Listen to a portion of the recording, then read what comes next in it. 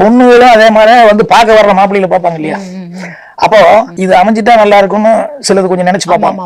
இன்னொன்னு ரொம்ப பிடிச்சி போய் அதுதான் அப்படிங்கிற அளவுக்கு மென்டலா பிக்ஸ் ஆகும்போது வேற ஏதோ பேசுனதுல வந்து எதையாவது ஒரு தகராறு ஒரு பெண்ணுக்கும் வந்து இப்படி பலது நடக்குது.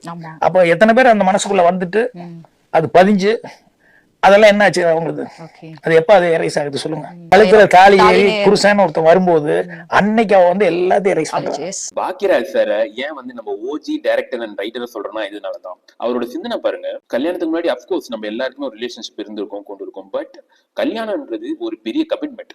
எப்போ நீ வந்து ஒரு பொண்ணு கழுத்துல தாலி கட்டுறியோ, எப்போ உங்களுக்கு கல்யாணம் ஆகுதோ, உனக்கு நீ எனக்கு நான், அதுதான் வந்து கமிட்மெண்ட். அதுக்கு தான் இப்படி ஒரு ரூல்ஸ் அண்ட் ரெகுலேஷன்ஸ் வச்சு இது ஒரு கலாச்சாரம் நம்ம ஃபாலோ பண்ணிட்டு இருக்கோம். அதை அசிங்கப்படுத்துற மாதிரி இந்த டூட் படத்தை எடுத்து வச்சிருக்காங்கன்றது தான் அவரோட கருத்து. இந்த கருத்து 100% உண்மை. நீ வந்து ஆல்ரெடி ஒரு ரிலேஷன்ஷிப்ல இருந்துக்கலாம், பட் கல்யாணம் பண்ணிட்டேன்னா அந்த பண்ணவனுக்கு நீ விசுவாசமா இருக்கணும். அதே மாதிரி அந்த பையன் அந்த பொண்ணு கழுத்துல தாலி கட்டின உடனே அந்த பொண்ணுக்கு விசுவாசமா இருக்கணும். இப்படி இருந்தாலே சமூகம் இத்தனை டைவர்ஸ், இத்தனை கள்ள தொடர்பு, இத்தனை கள்ள காதல்னு ஜம்ப் ஆகாது. ஒழுக்கமா உண்மையா அழகா இருக்கும். So I agree with Bhagyaraj sir. உங்களோட ஒப்பீனியன் என்னன்னு சொல்லிட்டு நீங்க கமெண்ட்ஸ்ல சொல்லுங்க.